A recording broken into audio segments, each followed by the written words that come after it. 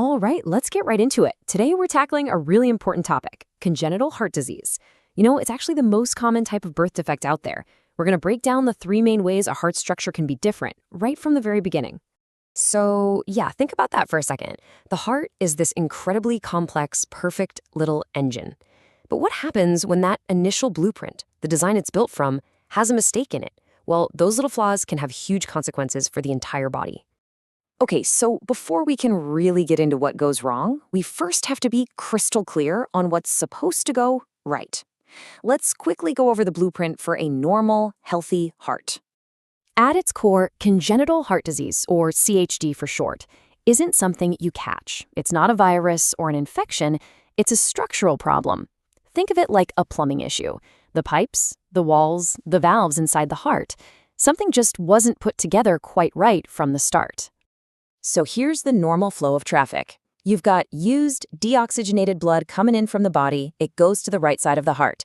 The right side gives it a push into the lungs to get all filled up with oxygen. Then, that fresh, oxygen-rich blood comes back to the left side of the heart, which gives it a huge pump out to the rest of the body. It's basically two separate circuits working together perfectly. And here is the absolute key to understanding almost all of these defects. It's all about pressure. The left side of your heart has to pump blood to your brain, your toes, everywhere, so it's a high-pressure system. But the right side, it only has to pump blood right next door to the lungs, so it's a low-pressure system. This difference, this pressure gradient, is everything. Because if there's a hole, blood will always flow from high pressure to low pressure. Which brings us right to our first category of defects, left-to-right shunts. You can just think of these as high-pressure leaks. You've got a hole, and that high-pressure, oxygen-rich blood from the left side squirts through to the low-pressure right side. That means the lungs are getting a double dose of blood, forcing them and the heart to work way harder than they should. And these leaks are pretty common, relatively speaking. The most frequent one by far is a ventricular septal defect, or VSD, making up about 1/5 of all cases. Then you have atrial septal defects and patent ductus arteriosus, both accounting for about 10% each. So a VSD is just a hole between the two bottom chambers of the heart, the powerful ventricles. An ASD is a hole between the two top chambers, the atria.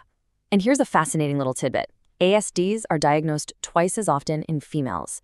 We don't fully know why, but it's a really consistent finding. The third common leak is the patent ductus arteriosus, or PDA. This shows up in about 1 in every 5,000 full-term babies. See, before birth, there's a little vessel that connects the two main arteries, and it's supposed to snap shut right after you're born. In a PDA, it just doesn't. It stays open. And get this, doctors have the most incredible way of describing the sound a PDA makes. When they listen with a stethoscope, they hear a continuous rushing sound, a murmur that's often described as having a machinery character. How wild is that? It literally sounds like a little machine humming away inside the chest. Now, if these leaks are left untreated for a long time, something really dangerous can happen. All that extra blood flow hammers the lungs, causing the pressure in them to get super high. Eventually, the pressure on the right side of the heart can get so high that it actually becomes higher than the left side. And what happens then? The leak reverses. It's called Eisenmenger syndrome. And now you have deoxygenated blood flowing the wrong way and getting pumped out to the body. And that's a perfect lead-in to our second major category, right-to-left shunts.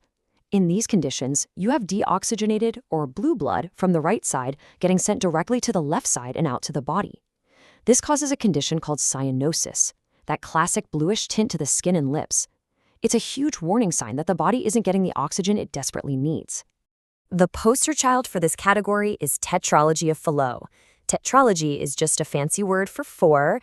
It's a combo of 4 different problems happening all at once. You've got a hole between the ventricles, a blockage of blood flow to the lungs, the aorta is in the wrong spot, and because of all that, the right ventricle has become super thick and muscular from working so hard.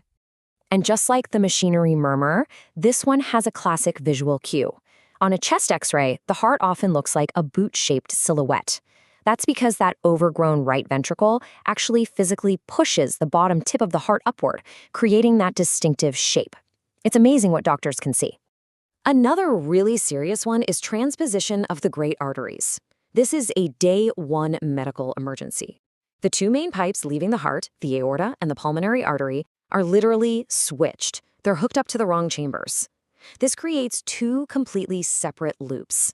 One sends blue blood out to the body and right back to the heart, and the other sends red blood to the lungs and right back to the heart. Those two loops never mix, and without some kind of connection, it's impossible to survive. And once again, radiologists have this amazing, almost poetic way of describing what they see. On an X-ray, the heart can look like an egg on a string. It's another one of those visual clues that helps doctors figure out exactly what's going on inside that tiny little chest. Okay, on to our third and final category, obstructive defects. These are pretty straightforward. It's not about leaks or wrong wave flow. It's simply about a blockage, a narrowing. Something is physically in the way, restricting blood from getting where it needs to go. The classic example here is aortic coarctation.